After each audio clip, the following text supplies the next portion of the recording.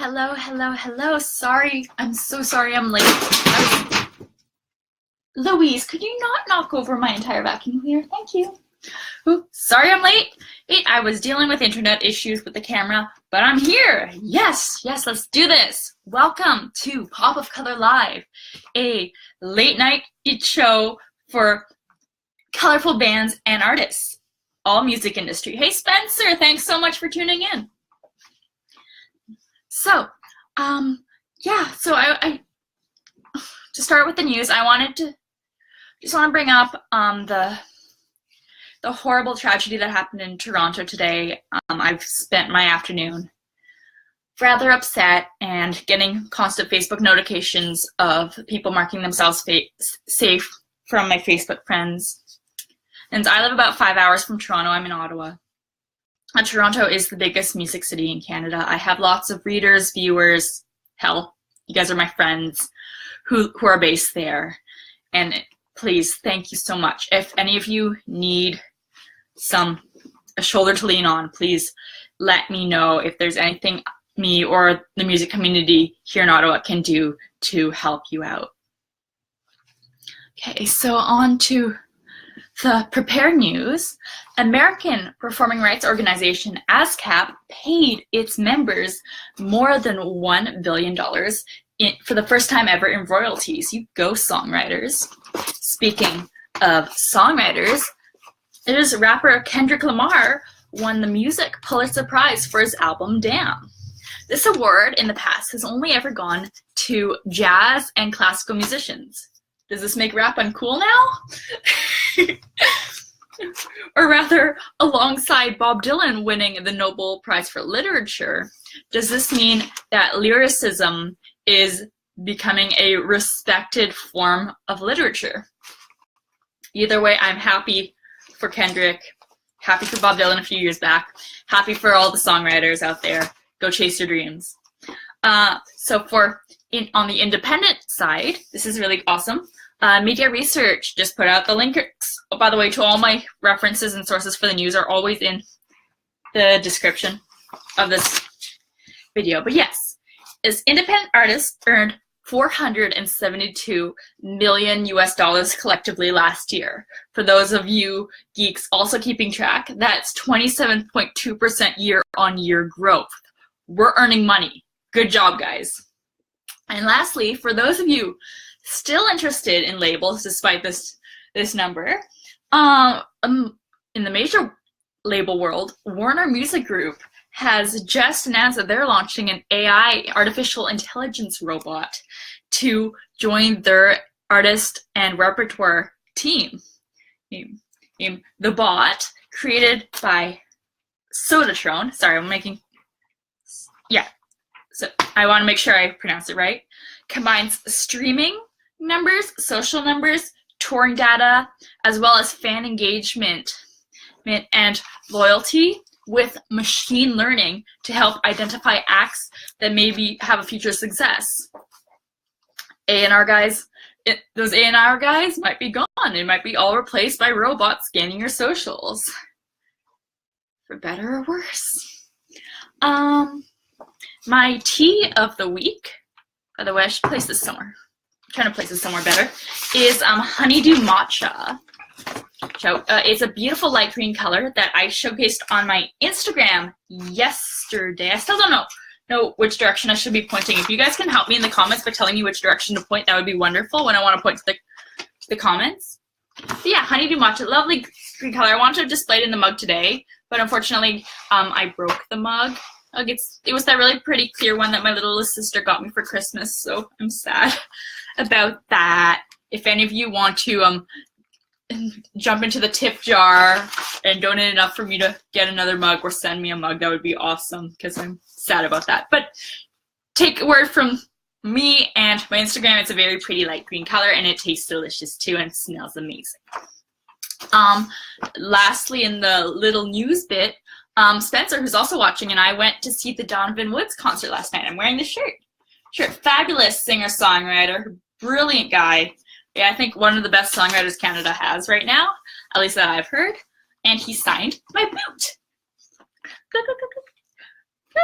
Sorry, My fangirl moment.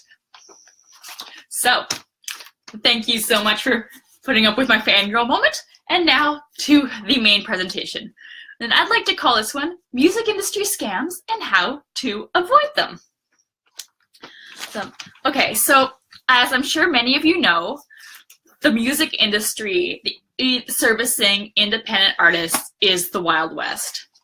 There are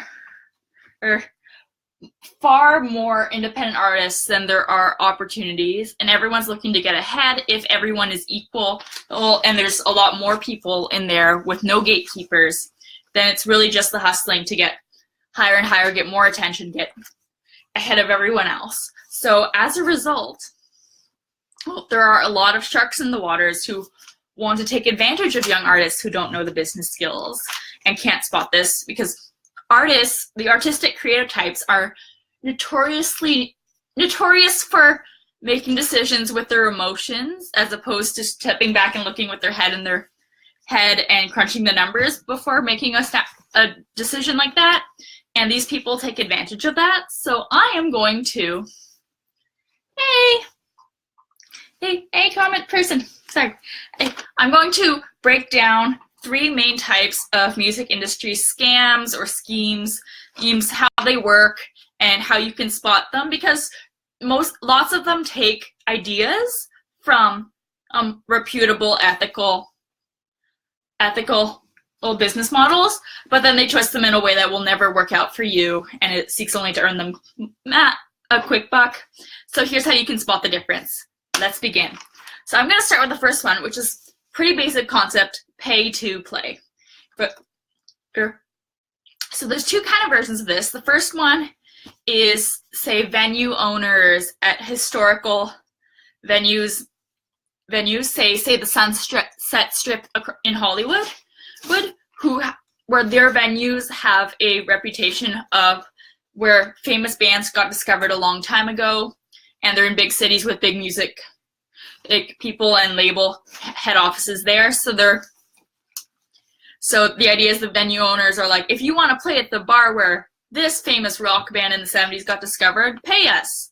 But really the only people who go there are tourists. It's basically a tourist trap and a musician trap. The other alternative to this is the Battle of the Bands model. Also, there's one in my town, which I will try not to name. If I do accidentally, I'll bleep it out for the YouTube rerun. So how this works is it's a basic Battle of the Bands where bands, usually it's geographical, so in a city will submit to play a showcase with the promise of an A&R rep in the room. The A&R rep is paid to be there, and that payment comes from your entry fee. So you pay to perform, and then as a charge, and then you're usually in charge of selling tickets. Now they don't really, from studying this, they don't usually want you to be running debt with them, because they're the type to like disappear and disband as soon as it's over. But so what they'll have you do is they'll have you buy the tickets up front, and then you'll get your money back when you sell them. Now these tickets are usually rather expensive. Say the ones I've seen about for the one in my town were $35 tickets, and you're in charge of selling as many as you can. So and then depending on the amount of tickets you sell, that gives you your slot in the event. Now there's about 20 plus bands or artists that will play. They all play in one night, and you usually don't even know when you're going on until the day of, when they tally all the tickets. So for example, one of my friends in town who fell for this, hey Louise, no? Okay. Okay, so one of my friends who fell for this is he tried his best. He sold a bunch of tickets. He bought some himself to give to friends to show up. We didn't know when he was going to come at all during the day. And then I think either the day before or the morning of, he got told that he didn't sell enough and therefore was not playing. Of course, he didn't get his money refunded. That is the number one, the pay-to-play kind of scheme. You remember that usually the battle of the bands aspect, where it's a competition, they've already predetermined who will win. You don't really get, the prizes are not much, and the A&R person isn't going to sign you, let's be real here. The second thing is online placement services. Now, there are many online services for reviews, for different kind of things for profiles, but the difference between those and these is the complete lack of human connection on the other end. So to vaguely put this definition of online placement services, what it are is you sign up, you create a profile, upload your music, and then you either pay a monthly fee or you pay to submit your songs to record labels, music supervisors, publishers, and you have to pay this fee whether they accept it or not. Honest companies in the veins of record labels, music supervisors, publishers won't charge you upfront. They split the royalties. That's how you know it's a difference. And especially if they don't accept it, they would refund you if they want to keep their reputation.